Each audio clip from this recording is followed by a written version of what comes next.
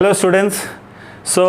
वापस एक बार हम लोग मिल रहे हैं जहाँ पे हम लोग तीन फंक्शंस आपके सामने बोर्ड पे दिए हुए हैं। जो पहला वाला है वो है एक रैशनल फंक्शन जिसके ऊपर दो पॉलिनोमियल दिए हैं, न्यूमरेटर में एक है, डिनोमिनेटर में है। दूसरे वाला स्क्वायर रूट वाला फंक्शन है जो जनरली प्रॉब्लम क्रिएट करता है हर बच्चों को। और तीसरा एक सिंपल सा पॉलिनोमियल फंक्शन लिया है। तो यहाँ पे हमारी प्रॉब्लम है कि we have to find domain and range. Domain जैसे आप लोग ऑलरेडी पढ़ चुके हो, डोमेन होता है वो x की वैल्यूज जो फंक्शन में रखी जा सकती हैं, और फंक्शन में रखने के बाद फंक्शन बनेगा रियल और डिफाइंड वर्ड यूज करते हैं। तो अगर मैं सबसे पहले देखूं कि मेरे पास जो पहला फंक्शन दे रखा है वो लिखा हुआ है f(x) equal to x square और डिवाइड में है एक्स स्क्वायर माइनस 4।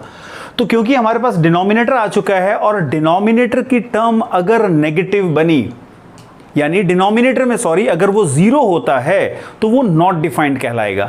तो हम लोग पहले चेक कर लेते हैं कि डिनोमिनेटर जीरो कब बनेगा, क्योंकि अगर डिनोमिनेटर जीरो बना तो फंक्शन होगा नॉट डिफाइंड। इसका मतलब ये जो फंक्शन है इज नॉट डिफाइंड। कब डिफाइंड नहीं होगा? जब हम जो इसका डिनोमिनेटर है, डिनोमिनेटर क्या है हमारे पास है एक्स स्क्वायर माइनस 4, ये जब जीरो बनेगा। और जीरो बनने का मतलब है एक्स स्क्वायर की वैल्यू 4 हो जाएगी, यानी x हो जाएगा प्लस और माइनस 2, यानी x इक्वल टू 2 और x इक्वल टू माइनस 2 डालने से डिनोमिनेटर जीरो बनने वाला है।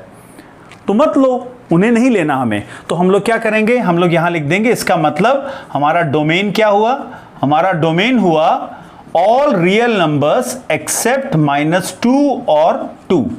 तो ये तरीका है डोमेन निकालने का। अभी क्योंकि हमारे पास न्यूमरेटर और डिनोमिनेटर का केस था, जैसे ही हम लोग किसी फंक्शन को इज इक्वल टू वाई लेते हैं, जनरली क्या होता है ना, हर फंक्शन जो है वो इज इक्वल टू वाई लिया जाएगा। और जैसे ही हम लोग फंक्शन को इज इक्वल टू वाई लेते हैं तो हम कहते हैं अगर एक्स के बारे में बताया तो उसे कहेंगे डोमेन, और अगर y के बारे में बताया तो उसको हम लोग रेंज कहते हैं।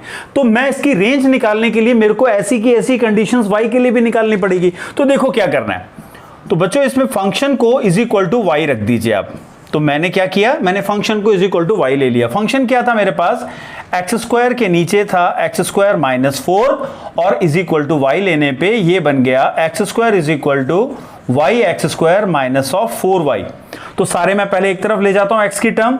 तो मैंने यहां पे वाई स्क्वायर यानी कि वाई एक्स स्क्वायर, ये जो टर्म है इसकी तरफ मैं इसको शिफ्ट कर देता हूं एक्स स्क्वायर, और वो वाई की टर्म दूसरी तरफ ले गए 4y। तो अब देखो इसमें एक्स स्क्वायर कॉमन है, y minus 1 is equal to 4y बचा, यानी कि एक्स स्क्वायर कितना आया 4y divided by y minus 1। इसका मतलब x क्या बना, x हो गया square root of 4x divided by y minus 1। अब जब हमारे पास स्क्वायर रूट आ चुका है तो दूसरी चीज हमें क्या ध्यान रखनी है कि स्क्वायर रूट के अंदर जो भी टर्म आती है तो क्या आती है। तो यहां पे मैं एक बार लिख देता हूं, हमारे पास जो x आ रहा है वो है स्क्वायर रूट ऑफ 4, ये हम लोगों ने x लिख बैठा हूं मैं, यहां पे y होगा तो ये हो जाएगा 4y और ये हो गया y माइनस 1। तो हमारे जो रूट के अंदर की टर्म है इसे कैसा होना पड़ेगा, पॉजिटिव होना पड़ेगा। तो इसका मतलब ये क्या हो जाएगा, x इज रियल इफ ये जो 4y अपॉन y माइनस 1 है वो ग्रेटर देन और इक्वल टू 0 होगा। इसका मतलब मैं पहले देखिए इस y को लिख देता हूं y माइनस 0 और ये हो गया y माइनस 1 ग्रेटर देन और इक्वल टू 0। चलिए नंबर लाइन पे हम लोगों ने क्या करना होता है, जो भी फैक्टर दिया हुआ है फैक्टर को इज इक्वल टू 0 रखो।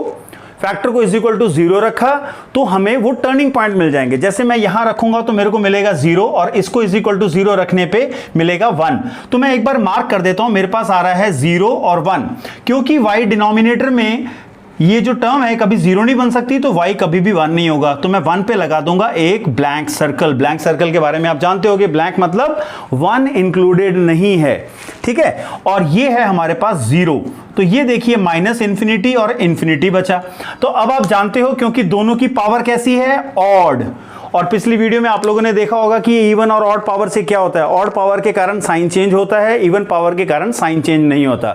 नहीं तो वैल्यू रख के भी निकाल सकते हो। तो मैं यहां वैल्यू रख के अगर निकालूंगा, 2 से बड़ी वैल्यू लो, 2 से बड़ी वैल्यू लेने पे पॉजिटिव आ रहा है तो पॉजिटिव, नेगेटिव और पॉजिटिव इस तरीके से आएगा। तो कहां ये पॉजिटिव है, तो यहां से लेके यहां तक, यानी माइनस इंफिनिटी से लेके 0 तक, 0 इंक्लूडेड है, और यहां से लेके हम लोग आगे 1 से लेके इंफिनिटी तक, तो ये आ गई हमारी रेंज।